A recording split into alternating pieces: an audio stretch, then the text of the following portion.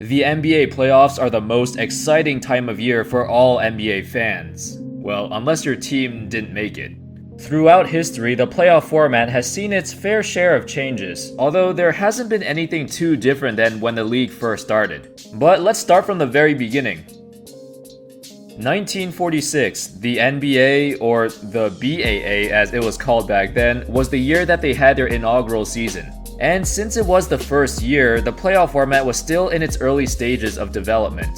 So in the 1947 playoffs, the bracket looked like this. Back then, there were only 11 teams in the entire league, and 6 of them made the playoffs. There were no conferences back then. They were called the East and West divisions, which is basically the same as what we know today as conferences. When the playoffs started, the teams who were at the top of the East and West divisions did not have to play in the first round. The first round only had 2 matchups. The second and third seeds from each division would play each other, and the winners of each series would move on to the next round. They only had to play a best-of-3 series in both rounds too. It was a really weird format because on the other side of the brackets, the Washington Capitals had the best regular season record in the league at 49-11. Yet, they had to face the best team in the West right off the bat, in a 7-game series. The Capitals lost, and that was it. Their season was over. Eventually, the Philadelphia Warriors, led by Hall of Famer Joe Fulks, would win the first ever championship. 2 years later, in 1949, there was a major overhaul in this format, and it's starting to resemble the format we know today. There were now 4 teams from the East and 4 teams from the West that made the playoffs. The first seed would play the 4th seed, and the second seed would play the 3rd seed. It's similar to the second round today. The only difference is that it was still only a best-of-3 series, which takes a short time to finish. The team that wins 2 games moves on. This was because back then, the league was just starting, and obviously money was a huge concern. The revenue the games generated did not offset the travel costs, the cost of renting out an arena to play in, and other expenses too. The league simply could not afford to play that many games. That's why the first 2 rounds were only a best-of-3, but the finals were still a best-of-7, which is something that has never changed. Anyway, in 1951, the BAA was now officially named the NBA, and the playoff format is pretty similar, except the second round is now a best-of-5. Awesome. Now, here's where things get a bit tricky. Between 1955 and 1961, the NBA saw the number of teams drop to just 8. Previously, in the early 1950s, it was like 10 or 11 teams, so with only 8 teams now, they can't all make the playoffs. So the NBA changed the format again, so only 6 teams made the playoffs, and the bracket looked something like this. Basically, the 2 and 3 seeds of the East and West division had to play an extra round, while the 1 seeds were waiting for them. The winners of the first rounds would face the 1 seeds in the division finals. First round was a best-of-3, second round a best-of-5, and the finals were still a best-of-7. This format would remain the same for a couple of years, and eventually in 1958, the division finals would be changed to a best-of-7 as well, and the first round changed to a best-of-5. This was around the time we saw Bill Russell and the Celtics dominate the league, and later on, Wilt Chamberlain. A lot of people nowadays discredit them because they dominated during an era with only 8 teams in total, but I think that just makes the league more competitive. It's not like today where it seems like almost half the NBA is tanking. Anyway, moving on, by the late 1960s, the NBA started to rapidly expand and get more popular.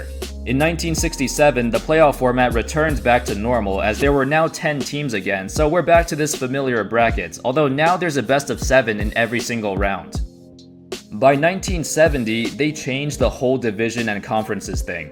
The old East and West divisions were now known as the East and West conferences, and they also added new divisions which are similar to the divisions we know today. You know, like the Atlantic Division, Central Division, Pacific Division, things like that. The format was still pretty much the same, except now if a team has the best record in their division, they were guaranteed a top 2 seed. In 1975 and 1977, it got a bit more complicated. The NBA now had over 20 teams, so they were prompted to expand the playoffs to include more teams. So they expanded to a 10-team playoff format and then a 12-team playoff format. They both had the same concept. Basically, if you're a top 1 or top 2 seed, you get to skip the first round instantly while the 3, 4, 5, and 6 seeds play each other. 1984, right when Michael Jordan enters the league, the playoffs expanded to 16 teams, and this format would stay the same for the next 19 years. Ah, conspiracy. They expanded to help Jordan make the playoffs. Nah, I'm just kidding. Anyway, the first round, best of 5, and the rest were best of 7. The division rule was still in place, so if a team is at the top of their division, they're guaranteed to make the playoffs, which led to some interesting standings throughout the years. It wasn't until 2003 when the next change happened, and it wasn't a big change, they just made the first round a best of 7 like all the other rounds.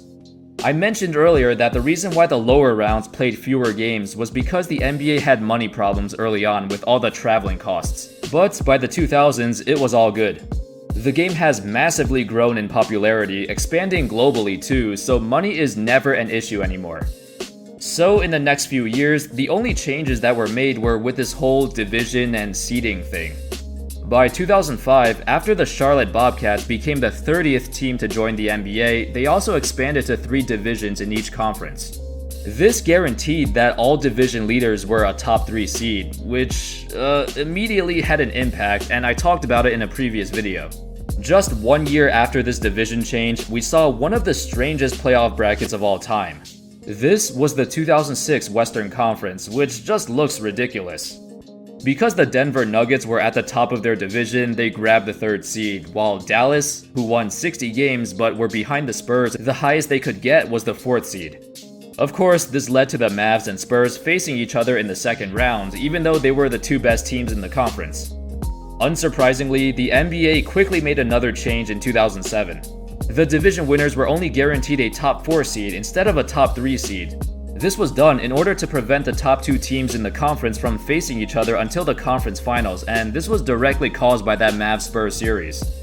Then, eventually in 2016, they removed the division qualifiers altogether. So the playoffs were just the top 8 teams from the West and the top 8 teams from the East. Tiebreaker rules are decided by head-to-head matchups, and then division and conference matchups and so forth.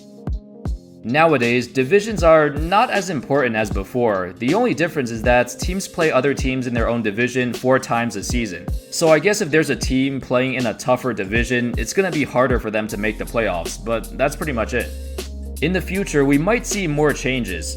The most popular proposal that many fans want to see is to remove conferences altogether and just have the top 16 teams battle it out. Adam Silver has recently said that his idea would be to still take the top 8 teams from each conference, but then seed them 1 through 16, which I actually really like. It means we're still gonna see 8 teams from the East and West, but we'd still see some cool playoff matchups if the whole bracket is mixed together. The biggest obstacle against this is still the issue of traveling. Not with money, but with the long flight hours and fatigue. Let's say in the first round we see a matchup between like Portland and Boston or something. The 2 cities are on opposite sides of the country and it takes almost 6 hours to fly one way. Flying on a plane for that long, that frequently, takes a lot out of you, even for professional athletes. It could mess up players' sleep schedules and they could go into the second round at a disadvantage, compared to if there was a series between Philadelphia and New York. I think that's the major issue with removing conferences.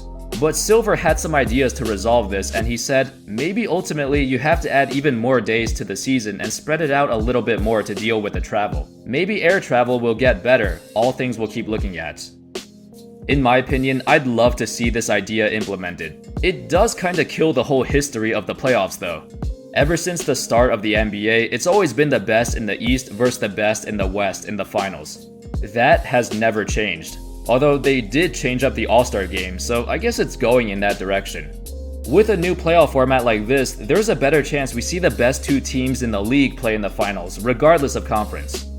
Anyway, that sums up the video. Let me know your thoughts on the whole playoff format and what they should realistically change. I hope you enjoyed that video, thank you so much for watching, and I'll see you next time. Peace.